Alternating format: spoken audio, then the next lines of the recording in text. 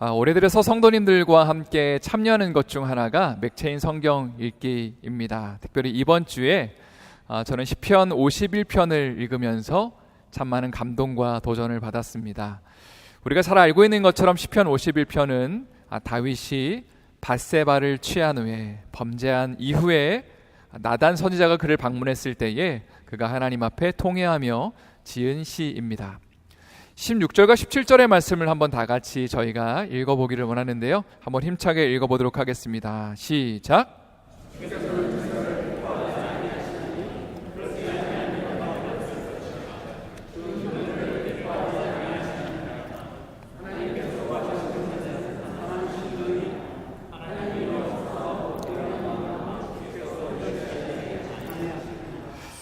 사실 이 말씀을 묵상하면서 다음과 같은 생각이 들었습니다. 다윗은 지금 한 나라의 왕으로서 참 부족한 게 없는 삶을 누리고 있습니다. 힘도 있고 또 군사들도 많이 있었을 거고 돈도 많이 있었을 거고 정말 부족한 게 하나도 없었고요. 심지어는 하나님을 정기적으로 예배하고 제사에 참여하고 있었죠. 그런데 그의 인생 가운데 부족한 게 하나 있다라고 지금 이야기를 하는데 그게 뭐냐면 하나님을 향한 상한 마음, 통회하는 마음. 하나님이 안 되면 저는 아무것도 아닙니다 라는 그런 절박한 마음을 하나님 저는 지금 찾고 있습니다 라고 고백을 하고 있다는 것입니다. 성도 여러분, 사실 우리가 인생을 살다 보면 부족함을 느끼는 경우가 많이 있죠. 그래서 이것만 좀 생기면 얼마나 좋을까, 또 이 문제만 해결되면 얼마나 좋을까 하는 그런 것들이 있습니다. 근데 다윗은 오히려 인간적으로 보면 부족함 없는 삶을 지금 살고 있다고 말씀을 드렸죠. 그러나 그의 인생 가운데 정말 결핍이 한 가지 있다는 것을 하나님 앞에 이제 깨닫고 고백하고 있는 겁니다. 정말 하나님 내 안에 하나님이 아니면 안 되는 어떤 그 간절함이 지금 사라졌네요. 하나님을 향한 그 가난한 마음, 하나님 한 분이면 충분합니다 라고 했던 그 울면서 감격적으로 고백했던 그 마음이 하나님 나에게는 없네요 라고 하면서 그것을 회복시켜 달라고 지금 기도하고 있습니다. 여러분의 삶은 지금 무엇이 부족해서 고통 가운데 있다고 생각하십니까? 건강인가요? 돈인가요? 혹은 여러 가지 우리의 삶에 있는 가정의 문제인가요? 아니면 하나님을 향한 그 간절함이 내게 떨어진 것 같아서 하나님 그거를 좀 회복시켜 달라고 그렇게 기도하고 계십니까?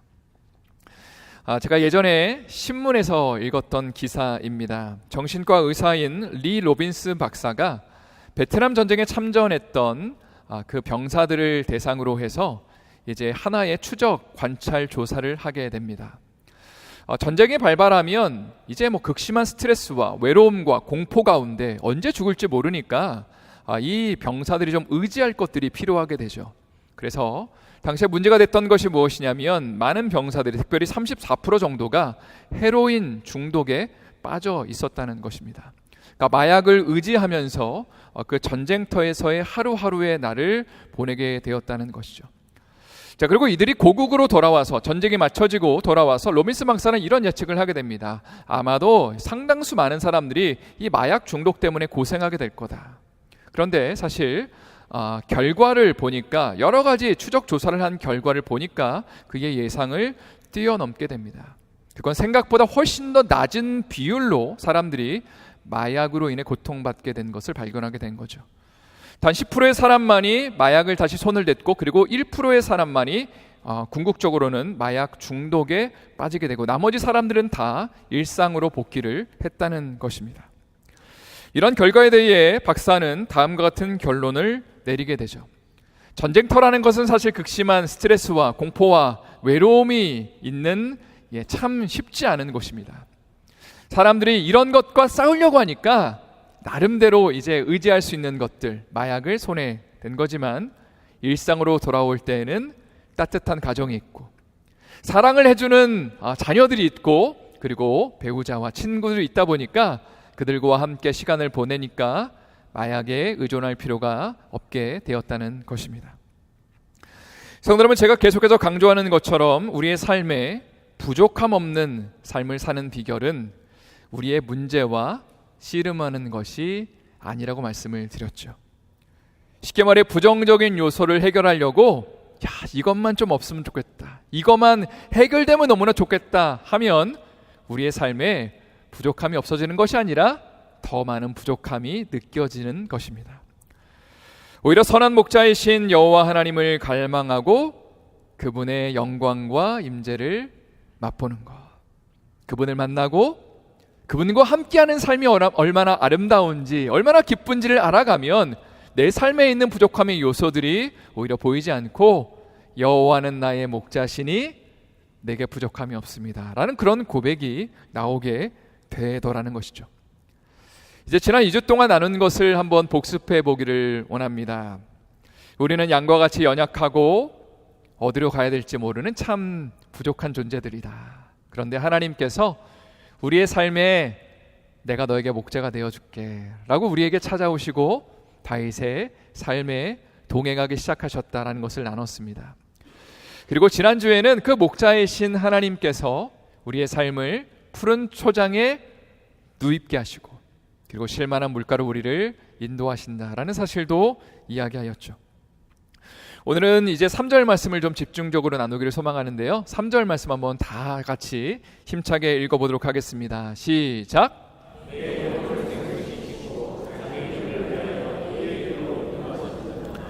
지난주에 소개드렸던 양과 목자라는 책에 보면 양이 풀밭에 눕는 것과 완전히 뒤집어지는 것은 전혀 다른 문제라고 합니다. 양이 풀밭에 누울 때는요, 편안한 상태, 배가 부르고 목자가 나를 지키고 있다라는 그런 확신이 들면 안정감 가운데 풀밭에 눕게 됩니다. 그러니까 아마 옆으로 눕는 것 같아요, 살짝. 그러나 뒤집어지는 것은 내 발이 하늘을 향해 허우적허우적 거리면서 한번 뒤집어지면 문제가 뭐냐면 스스로 다시 일어날 수가 없다고 합니다. 그러니까 양이 정말 그렇게 연약한 존재이죠. 그리고 시간이 지나면 가스가 차서 어떻게 되는지 아세요? 죽게 된다고 합니다. 저도 이거를 알게 되고 나서 양이라는 존재가 정말 얼마나 연약한지를 알게 됐죠. 그러니까 뒤집어지면 반드시 목자가 빨리 와서 양을 일으켜 세워줘야지만 양이 살 수 있다는 거죠. 양이 자주 뒤집어지는 경우가 있는데 세 가지 케이스라고 합니다. 첫 번째는 임신을 했을 때, 두 번째는 털이 너무 무거워질 때, 세 번째는 뭘까요? 살이 쪘을 때 뒤집어진다고 합니다. 근데 그 양과 목자라는 책에 보니까 뒤집어진 양을 이제 한참 뒤집어진 그 상태에서 목자가 얼른 발견하고 이거 큰일 날 뻔했다 하면서 이제 일으켜 세워주면 바로 일어나면 좋은데 많은 경우에 팔에 힘을 잃고 금방 털썩 주저앉는다는 거죠. 그래서 그럴 경우에는 마사지를 해줘야 된다고 합니다. 그러니까 양이라는 존재가 정말 손이 많이 가는 동물인 거죠. 마사지 해주고 그리고 살살 천천히 일으켜줘야지 그제서야 이제 균형을 찾게 된다는 것이죠. 자, 그런데 오늘 본문의 3절에 나오는 내 영혼을 소생시키시고 라는 표현은 마치 우리가 여러 가지 문제로 인해 그냥 넘어진 것이 아니라 허우적거리는, 뒤집어져서 허우적거리는 그 상황 가운데 목자 되신 하나님이 우리를 찾아오셔서 우리를 다시 일으켜 주시고 우리를 원래의 상태로 다시 되돌려 주시는 그런 장면을 연상시킵니다. 그리고 3절에 나오는 소생시킨다라는 단어의 영어 표현은 리스토어고요. 히브리어로는 이렇게 되어 있습니다. 슈브라는 단어를 썼는데 저를 한번 따라할까요? 슈브. 여러분은 이제부터 히브리어를 좀 아시는 분들입니다. 슈브라는 단어가 이제 소생시키다의 원래 의미입니다. 실제적으로 이런 의미를 담고 있습니다. 원래의 상태 제자리로 되돌려준다. 자, 그러니까 목자가 내 영혼을 소생시켜 준다라는 표현은 그냥 단순히 우리의 마음에 힘을 북돋아 준다, 기분을 좋게 만든다라는 의미가 아니라 원래 있던 자리로 우리를 회복시켜 준다, 우리를 원래 자리로 돌아갈 수 있도록 우리를 일으켜 준다라는 의미를 담고 있는 것이죠. 수년 전에 제가 버지니아 쪽에 북한 사역을 좀 하는 세미나에 참여한 적이 있습니다. 근데 거기에 이제 참석자 리스트를 보면서 제가 낯선 이름 한 분을 발견하게 됐어요. 누구냐면 약 30년 전에 제가 중학교 1학년 때 저를 지도하셨던 교회에서 그 전도사님의 이름이 딱 있는 거예요. 그분이 동부 지역에 거주하신다는 얘기를 들었기 때문에 이분이 그분인가 되게 궁금했어요. 근데 조금 있다가 나타나셨는데 정말 그분인 거예요. 그래서 정말 30년 만에 만나서 너무 반가운 그런 이야기들을 나누게 됐습니다. 근데 이분이 며칠 전에 저한테 다시 전화를 거신 거예요. 그래서 잘 지내고 있냐고 하면서 반갑게 통화를 하게 됐는데 그동안에 좀 있었던 일을 설명을 드렸습니다. 목사님, 제가 사실은 작년에 이런 일들이 좀 있었고 어려움을 당했어요. 그러니까 이제 목사님께서 되게 많이 공감해 주시면서 나도 정말 그보다 더한 일들을 당했다 하면서 또 저를 많이 격려해 주시고 위로해 주셨습니다. 또 제가 이런 고백을 드렸어요. 목사님, 제가 중학교 1학년 때 수련회 가서 예수님 만날 수 있도록 도와주셔서 감사합니다. 그리고 그때 제가 목회자가 되기로 결단했었거든요. 목사님, 제가 그렇게 결단할 수 있도록 목사님이 지도해 주셨습니다. 감사합니다. 그러니까 목사님이 하셨던 말씀이 아니야 재영아, 오히려 내가 더 고맙다, 내가 더 너가 자랑스럽다 하면서 아주 중요한 말씀을 하셨어요. 버지니아에 놀러 오렴, 내가 맛있는 거를 사주겠다 하면서 우리 같이 힘을 내자라고 그렇게 말씀을 하셨습니다. 성도 여러분, 저는 중학교 1학년 때 수련회에 가서 예수님을 만나고 목회자의 길을 결단했습니다. 그때 감동을 생각해보면 지금도 참 마음이 따뜻해지는 것 같아요. 정말 그 어린 나이에 주님을 만난다는 것, 그 나의 마음이, 나의 심령이 정말 그 하나님이라는 분 앞에 대면하여 서면서 정말 주님을 내가 따르기를 원합니다. 주님과 내가 함께하기를 원합니다. 그 사실이 너무나 감격스럽고 너무나 행복했던 것 같습니다. 아마 이 자리에 계신 많은 분들도 주님과 처음 대면했던 그런 감동과 은혜를 간직하고 계실 거라고 생각을 합니다. 물론 아직까지 구원의 확신이 없는 분이라면 우리 자신의 연약함과 죄인됨과 한계를 인정하고 주님 앞에 나의 삶에 찾아오셔서 목자가 되어달라고, 나를 구원해달라고 그렇게 요청하시기를 바랍니다. 그런데 어쨌거나 우리가 예수님을 영접하고 주님과 함께 나의 평생을 걷겠습니다라는 결단을 하더라도 문제는 뭐냐면 이 땅을 사는 가운데 낙담과 그리고 낙심과 근심과 염려가 우리를 사로잡을 때가 많다는 거죠. 때로는 그것이 우리가 통제할 수 없는 정도가 되어서 마치 양이 뒤집혀져서 허우적거리면서 이제 좀 있으면 나 죽는 거 아닌가라는 그런 순간이 우리에게 찾아온다는 거죠.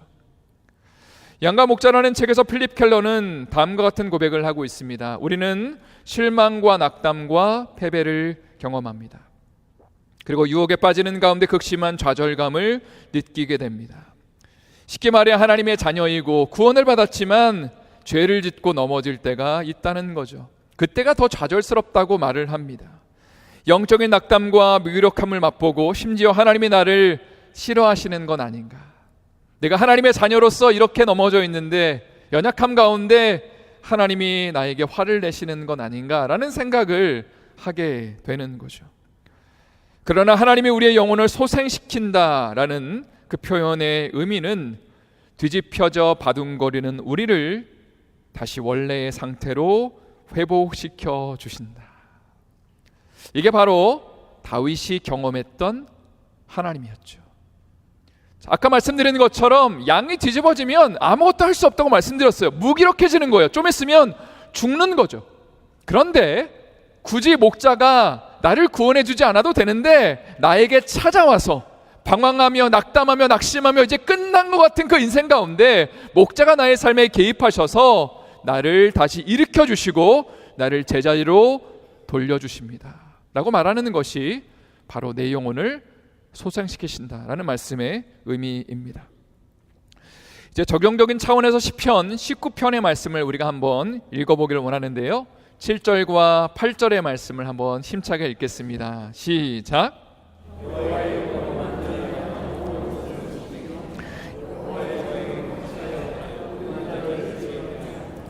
여호와의 교훈은 정직하여 마음을 기쁘게 하고 여호와의 계명은 순결하여 눈을 밝게 하시는도다. 참 부끄러운 이야기지만 제가 중고등부 시절에 문학의 밤이라는 것을 했는데 그때 제가 신앙송이라는 걸 했습니다. 근데 그때 10편 19편 말씀을 외워서 했거든요.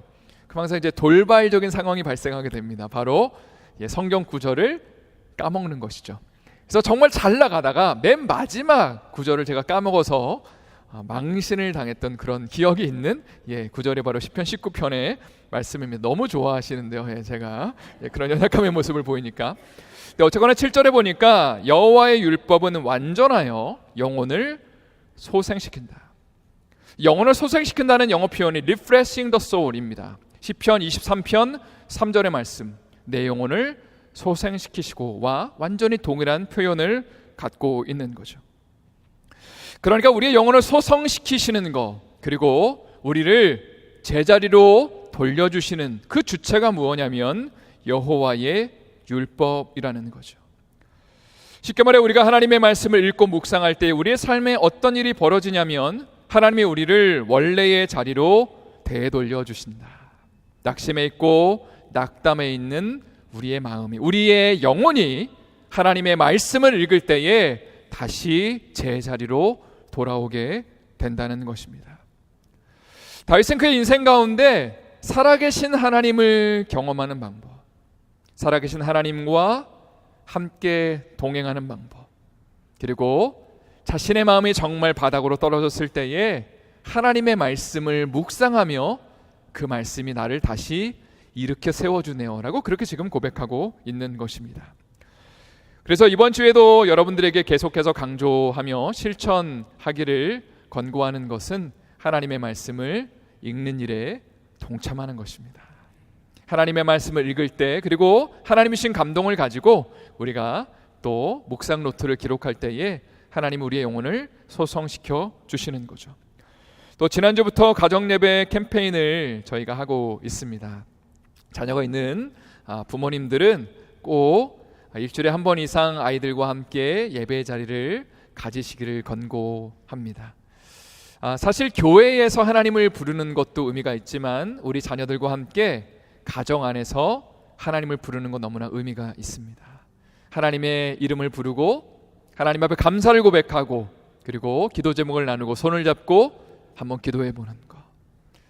그리고 사실 우리의 아이들이 낙심에 있고 낙담에 있을 때에 그 아이들의 영혼을 소성시킬 수 있는 능력이 우리에게는 없잖아요. 그죠? 그런데 하나님의 말씀이 우리의 영혼을 소성시켜준다. 그러니까 가정 안에서 우리가 함께 하나님의 말씀을 읽을 때에 우리 아이들이 살아나는 것을 경험하게 되는 거죠. 이런 은혜와 축복이 이번 한 주 가운데 넘쳐나시기를 예수님의 이름으로 축원드립니다. 오늘 본문의 3절 말씀을 다시 한번 저희가 읽어보기를 원해요. 3절 말씀 다시 한번 읽겠습니다. 시작.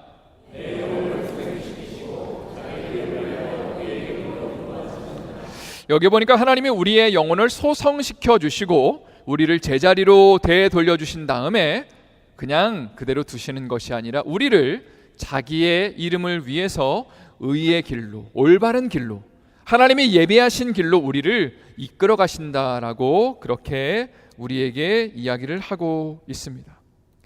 하나님이 이런 일을 하시는 이유에 대해서 그리고 이렇게 되어 있죠. 자기 이름을 위하여 우리를 의의 길로 인도하신다. 이게 무슨 의미일까요? 하나님의 이름을 위하여 이 모든 것들을 감당하신다는 것. 제가 말씀을 묵상하면서 출애굽기 34장 6절의 말씀이 생각났는데요. 제가 중간부터 한번 읽어드리겠습니다. 여호와라 여호와라 자비롭고 은혜롭고 노하기를 더디하고 인자와 진실이 많은 하나님이라. 하나님이 자기를 이렇게 소개하고 계시는 거죠. 여호와라 여호와라 하시면서 그분의 이름 안에 그분의 성품과 속성을 지금 소개하고 있는 겁니다. 나는 자비롭고 은혜롭고 노하기를 더디하고 그리고 정말 많은 사람들에게 선과 은혜와 정말 그 충만함을 나눠주기를 원한다라고 말씀하시면서 하나님이 우리의 연약한 심령을 다시 일으켜 주시고 회복시켜 주시고 그리고 의의 길로 우리를 인도하겠다고 그렇게 약속하시는 장면입니다. 자, 말씀을 정리하면서 사무엘상 27장 1절의 말씀을 한번 또 읽어보기를 원합니다. 다윗의 삶에 오늘 이 본문이 어떻게 적용됐는지를 한번 우리가 살펴보길 원하는데요. 사무엘상 27장 1절 말씀 함께 또 읽겠습니다. 시작.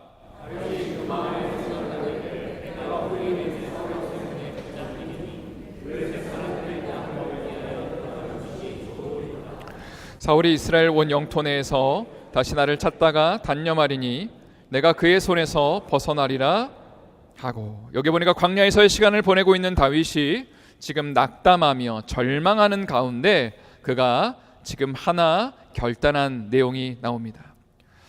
다윗은 참고로 한 10년 정도의 시간 동안에 사울 왕에게 쫓겨다니면서 지금 광야에서의 시간을 보내고 있습니다. 근데 아마 그 광야의 시간이 거의 끝날 그 언저리에 지금 심히 낙담하고 절망하는 가운데 어떤 결정을 내리냐면 차라리 블레셋으로 들어가자. 여러분 아시는 것처럼 이스라엘 백성들은 당시에 블레셋 사람들과 대치하는 관계에 있었습니다. 이스라엘의 적국이 블레셋이었다는 거죠. 그러니까 사울 왕이 나를 자꾸 쫓아오고 나를 죽이려고 하니까 야, 이제는 사울이 나를 찾을 수 없는 곳으로 가자라고 하면서 그가 할 수 있는 최고의 선택이 무엇이었냐면 바로 블레셋 땅에 들어가서 자신의 안전을 보장받는 것이었습니다. 그러나 문제가 하나 있었죠. 다윗은 이스라엘의 왕이 될 거라는 예언을 받은 인물입니다. 그러니까 이스라엘의 왕이 될 사람이 지금 적국에 가서 자신의 안위를 보존하는 것은 올바른 일이 아니었다는 겁니다. 얼마 지나지 않아서 블레셋 왕은 이런 제안을 합니다. 우리 블레셋 사람들이 이스라엘을 쳐들어갈 건데 너도 같이 가자. 너도 너희 동족한테 지금 당한 게 많으니까 이스라엘 사람들 치러 가자라고 제안을 하게 되고요. 다윗은 어쩔 수 없이 이 제안을 수락할 수밖에 없는 상황에 몰리게 됩니다. 그런데 다윗이 지금 모르고 있는 사실 한 가지가 있습니다. 그것은 바로 하나님의 타이밍에 대한 것입니다. 이번 블레셋과 이스라엘의 전투로 인해서 어떤 일이 벌어지게 되냐면 사울 왕이 죽게 됩니다. 사울 왕이 죽으면 이제 누가 왕이 되는 거죠? 다윗이 왕이 되는 겁니다. 그러니까 하나님의 약속이 이제 막 실행되기 바로 직전에, 그러나 다윗은 이 사실을 모르고 있으니까 지금 좌절하고 낭망하고 두려움과 염려 가운데 하나님의 약속이 어딨냐라고 하면서 차라리 블레셋에 가서 내가 편하게 있어야겠다라고 지금 최악의 실수를 하고 있다는 것입니다. 성도 여러분, 3 feet from gold라는 표현을 알고 계신지 모르겠습니다. 금맥, 금광을 찾기 전까지 얼마가 남았다는 거죠? 3피트 밖에는 남지 않았다는 그런 표현입니다. 어떤 사람이 정말로 그 금맥을 찾기 위해서 열심히 곡괭이질을 하다가 몇 달의 시간이 지나고 몇 년의 시간이 지나다가 야, 이거 안 나오나 보다라고 낙담했는데 알고 보니까 불과 3피트 앞에서 그것을 포기했다는 거죠. 지금 다윗의 상황을 정확하게 묘사하고 있다고 생각합니다. 자, 그런데 오늘 본문에서 하나님은 어떻게 하시냐? 하나님의 약속을 잊어버리고 죽음의 길을 걷고 있는 다윗을 하나님은 찾아오시죠. 쉽게 말해 양과 같이 뒤집혀져서 가만히 내버려두면 그냥 망할 수 있는 사람, 최악의 지금 실수를 하고 있고 잘못된 선택을 하고 있고 그리고 왕이 될 수 이제는 없겠다 하는 정말 그 블레셋 사람과 함께 마음을 지금 모으고 있고 그리고 이스라엘을 이제 처부수로 가는 그 행렬에 함께 할 수밖에 없는 그 다윗의 인생 가운데 하나님이 개입하셔서 그를 돌이켜 주십니다. 하나님이 이렇게 하시는 이유를 묻는다면 그것은 자기의 이름을 위하여 이런 일을 하신다고 이야기를 나눴죠. 다윗이 잘나서가 아니라, 그가 의로워서가 아니라, 그가 지혜롭거나 똑똑해서가 아니라 우리가 믿고 섬기는 하나님이 긍휼이 많으시고 자비가 많으시고 인자가 많으신 분이기 때문에 정말 은혜로 다윗을 살려주시는 거죠. 여러분, 죽음을 향해 나가는 다윗을 돌이키시는 하나님의 방법이 근데 참으로 참 특이한 것을 발견하게 됩니다. 첫 번째는 주변 사람들의 거절을 통해 다윗을 돌이키십니다. 사무엘상 29장 3절 말씀을 제가 읽어드릴게요. 블레셋 사람들의 방백들이 이르되 이 히브리 사람들이 무엇을 하려느냐 하니. 4절도 한번 다 같이 저희 읽어보도록 하겠습니다. 4절 좀 길지만 함께 읽겠습니다. 시작.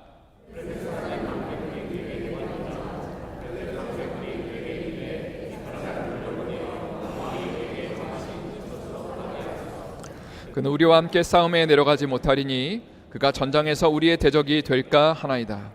그가 무엇으로 그 주와 다시 화합하리이까? 이 사람들의 머리로 하지 아니하겠나이까? 지금 블레셋의 리더들이 블레셋 왕에게 다윗을 고발하고 있습니다. 고자질하고 있죠. 왕이시여, 지금 이스라엘 사람인 다윗을 지금 이스라엘과 전쟁하는 현장에 데려간다면 그러면 다윗이 우리를 배반할 수도 있는 것 아닙니까? 하면서 다윗은 절대로 못 갑니다 라고 다윗을 지금 저지하고 있는 거죠. 아마 다윗의 입장에서는 조금 억울했을 수도 있을 겁니다. 그러나 이 억울함은 오히려 하나님의 일하심의 다른 측면이었다는 거죠. 또 하나님이 다윗을 돌이키시는 두 번째 방법은 그의 마음을 무너지게 하시는 거였습니다. 실제로 다윗이 이스라엘과 전투를 하려고 나갔다가 이제 나가지 못하고 자신의 진영으로 돌아오게 됐을 때 며칠이 지나겠죠. 그때에 아말렉이라는 사람들이 자신과 부하들에게 속했던 모든 가족들을 싸그리 잡아서 어딘가로 사라진 것을 발견하게 됩니다. 정말 기가 막힌 일이 발생한 거죠. 그리고 이에 대해서 사무엘상 30장 6절 말씀은 다음과 같이 말하는데 제가 한번 읽어드리겠습니다. 백성들이 자녀들 때문에 마음이 슬퍼서 다윗을 돌로 치자 하니 다윗이 크게 다급하였으나 그의 하나님 여호와를 힘입고 용기를 얻었더라. 이런 표현이 등장하죠. 백성들이, 그 부하들이 자녀들 때문에 다급하였다. 패닉 상태에 빠졌다는 거죠. 그리고 다윗을 돌로 치자고 말합니다. 이것은 그들이 지금 당면한 정말로 그 밑바닥 끝을 상징하는 거죠. 다윗을 따라서 광야의 시간들을 10년 넘게 보냈는데 이제는 좀 블레셋 들어가서 우리 살 길을 찾자 하는 마음 가운데 거기까지 왔는데 이제 블레셋 사람들이 이 다윗과 무리들을 이제 인정해주지 않게 되죠.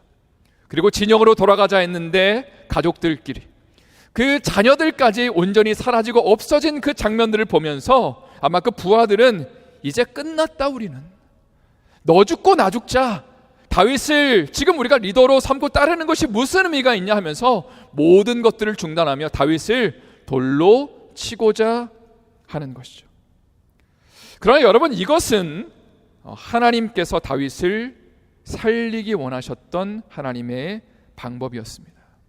다윗을 정신 차리게 만드는 하나님의 지혜였다는 거죠.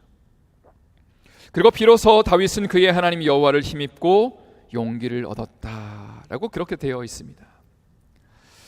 다윗은 지금 힘을 얻고 용기를 얻는 이유가 그의 인생 가운데 사울의 왕의 손에서 벗어났기 때문도 아니고 블레셋 사람들에게 신음을 얻었기 때문도 아니라는 사실이 중요합니다.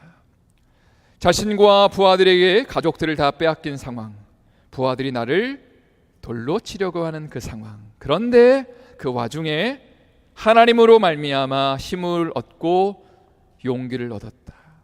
이것이 무슨 의미일까요? 그것은 잃어버렸던 하나님과의 관계가 회복됨을 의미합니다. 물론 섭섭함으로 인해, 외로움으로 인해, 뭔가 여러 가지 10년 이상의 그 광야 생활 가운데 정말 바닥까지 지금 이른 거죠.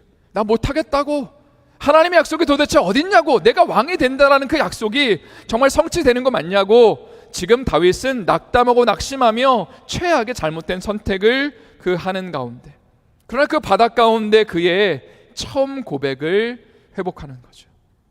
그가 하나님의 부름을 처음 받았을 때 아마 감격하며 울며 고백했을 겁니다. 여호와는 나의 목자시니 내게 부족함이 없으리로다. 하나님, 내 삶 가운데 무엇이 넘치기 때문에 하나님 내가 기쁜 것이 아니라, 내가 만족스러운 것이 아니라 그냥 영원하신 하나님이 나를 만져주시고 나를 만나주시고 나와 함께 하시는 것만으로 하나님, 내 인생이 너무나 행복합니다. 하나님, 내 삶의 목자 되어 주십시오. 라는 그 고백이 그의 삶의 처음 시작이었고 지금 인생의 바닥 가운데 그 마음을 회복하고 있는 거죠. 그러면서 하나님의 인도하심을 다시 구하는 겁니다. 그리고 하나님으로 말미암아 힘과 용기를 얻게 되었다. 그리고 세밀하게 개입하시고 말씀하시는 그 하나님의 말씀에 힘입어서 이제 아말렉을 쫓아가게 되고요, 잃어버렸던 모든 가족들, 모든 재산을 되찾아 오게 됩니다. 제 말씀을 마무리하기를 원합니다. 성도 여러분, 우리는 신앙생활을 하면서 봄, 여름, 가을, 겨울을 경험할 때가 있습니다. 신앙생활에 봄이 오면 너무 설레이고 행복합니다. 교회 가겠다라는 그런 생각만 하는 것도 그냥 너무 행복하고 좋은 거죠. 찬양을 부르고 말씀을 듣고 기도하는 것만으로도 야, 정말로 내가 내 삶을 주님 앞에 드리는 게 이렇게 감격스럽구나, 좋구나라는 그런 시절들이 우리의 삶에 있습니다. 그리고 그 시간이 영원히 지속될 것처럼 느껴지지만 그러나 반드시 한 번은 우리의 삶에 겨울이 찾아올 때가 있다는 것이죠. 마치 양이 뒤집혀서 바둥거리는 것처럼 천하의 그 다윗, 하나님을 사랑하고 하나님을 예배했던 다윗도 그의 인생의 겨울이 찾아왔을 때는 낙심하고 낭망하여서 이제 모든 것들을 포기해야겠다라고 그렇게 마음의 결심을 했던 그런 순간들이 찾아왔다는 거죠. 그러나 바로 그 순간에 우리의 목자 되시며 우리에게 생명을 내어주신 예수 그리스도를 우리는 기억해야만 합니다. 여러분 생각해 보세요. 예수님은 낙심해 있고 낙담해 있던, 그리고 갈릴리 호수로 도망가 버린 그 제자들을 주님이 찾아가시죠. 예수님이 찾아가시지 않는다면 제자들의 삶은 그걸로 끝이었을 겁니다. 의의 길로 걸어갈 수 없었겠죠. 그러나 주님이 굳이 찾아가셔서 그분의 선하시고 그리고 인자하시고 사랑이 많으신 그 성품에 따라서 주님이 제자들을 찾아가셔서 물으시는 거죠. 요한의 아들 시몬아, 내가 나를 사랑하느냐? 너가 나를 사랑하니? 너가 나를 사랑하니? 그리고 그 음성을 들었을 때에 그 베드로의 심령이 뭔가 딱딱하게 굳어 있었던, 뭔가 마음 가운데 정말 주님을 이제는 따를 수 없다라고 했던 그 장벽들이 정말 너무나 부드럽게 녹아지는 것을 경험하게 됩니다. 그리고 주님 처음 만났을 때 울며 감격하며 예수님을 따라가겠다고 했던 그 마음이 은혜 가운데 회복받는 것을 경험하는 것입니다.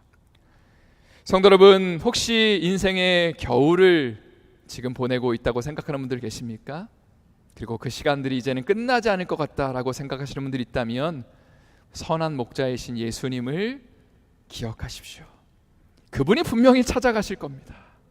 그분이 여러분의 인생 가운데 찾아오셔서 여러분의 인생을 소성시켜 주시고 그리고 그의 이름을 위해서 의의 길로 인도하실 거라는 사실이죠.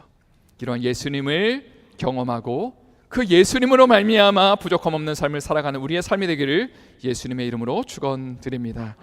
이 시간에 한번 우리 함께 기도하기를 원합니다. 말씀을 좀 기억하면서 기도하실 때에 혹시라도 신앙생활 하는 가운데 겨울이 찾아온 분들이 있다면 이런 도전을 드립니다. 우리 주님은 바둥거리며 어찌할 바 알지 못하는 우리 인생에 찾아오셔서 우리를 안아주시고 회복하시며 주님이 기뻐하시는 길을 걸어갈 수 있도록 인도하십니다.